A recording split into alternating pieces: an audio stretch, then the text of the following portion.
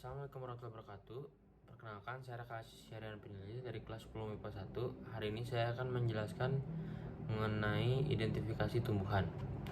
Dimulai dari yang pertama, yaitu monokotil. Contohnya adalah jagung.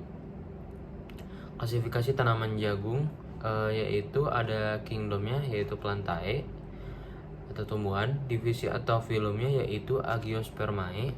Kelasnya yaitu Monocotyledonae.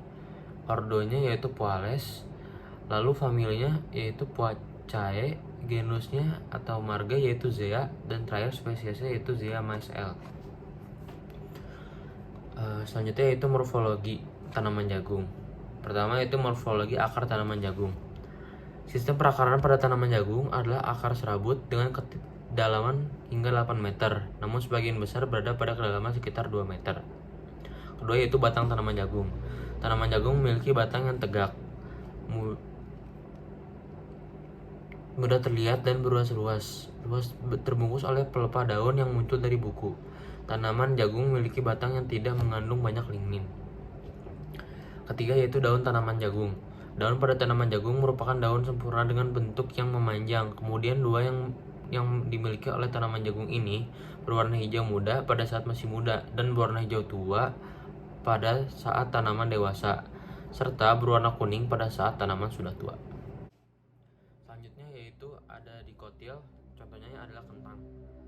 Tanaman kentang memiliki klasifikasi yaitu divisinya yaitu Spermatophyta, subdivisinya Agiospermae, kelasnya Dicotyledon, ordonya Solanales, familinya Solancae, genusnya yaitu Solanum, spesiesnya Solanum tuber L. Ciri morfologi tanaman kentang.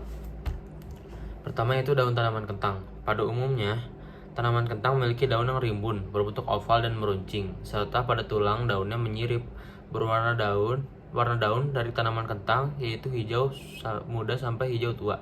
Bahkan ada juga yang abu-abu atau merah dengan permukaan bawah daun membentuk bulu. Lalu ada batang tanaman kentang. Tanaman kentang memiliki batang yang berbentuk segi 4 ataupun segi 5 dengan tekstur yang agak keras dan berwarna hijau tua dengan pigmen ungu. Lalu setelah itu ada bunga tanaman kentang. Bunga pada kentang memiliki ukuran yang cukup kecil dengan warna merah, ungu, dan juga putih. Akarnya yaitu akar dari tanaman kentang umumnya menjalar dan memiliki ukuran yang kecil dan halus.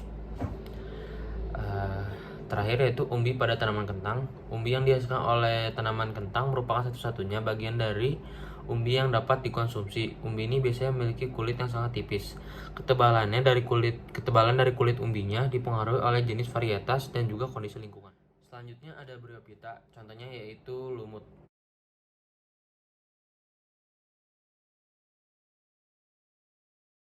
Ciri-ciri tumbuhan lumut yaitu tumbuhan lumut memiliki ciri-ciri yang berbeda dengan tumbuhan lain.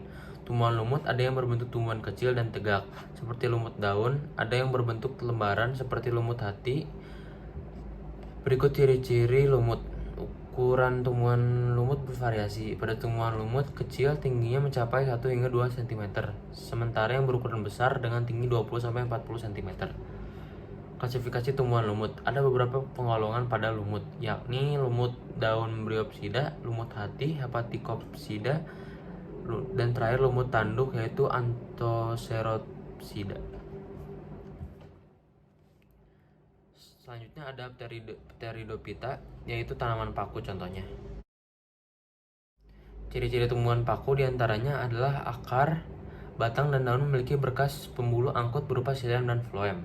Kedua, yaitu dapat ditemukan di air, di tempat lembab, menempel pada tumbuhan lain seperti epifit, atau di sisa-sisa tumbuhan lain sampah sebagai saprofit.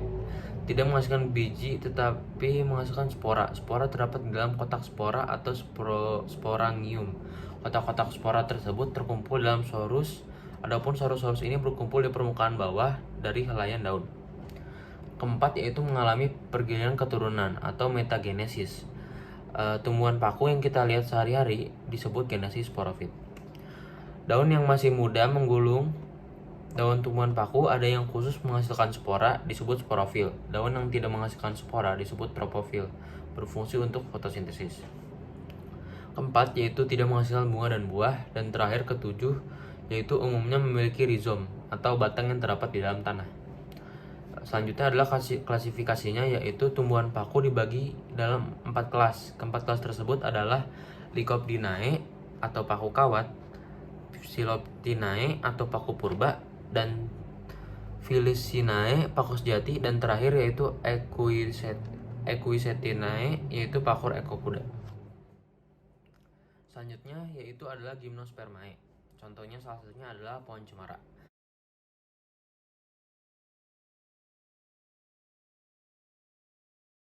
Tanaman cemara memiliki klasifikasi tersendiri dan membedakannya dengan tanaman lain. Di antaranya memiliki kingdom Plantae, divisinya yaitu Magnopleophyta, kelasnya yaitu Magnopleopsida, ordo Phagales, dan familinya yaitu Casuarinaceae. Ciri-ciri morfologi tanaman cemara yaitu pertama, akarnya. Tanaman cemara memiliki akar tunggang. Warna dari akar tanaman cemara putih kotor atau kekuningan. Batangnya yaitu tanaman cemara memiliki batang yang berdiri tegak, bulat, permukaan batangnya agak kasar, serta dalam batangnya mengandung resin yang bisa dimanfaatkan sebagai bahan pada industri kosmetik. Ketiga, cabangnya.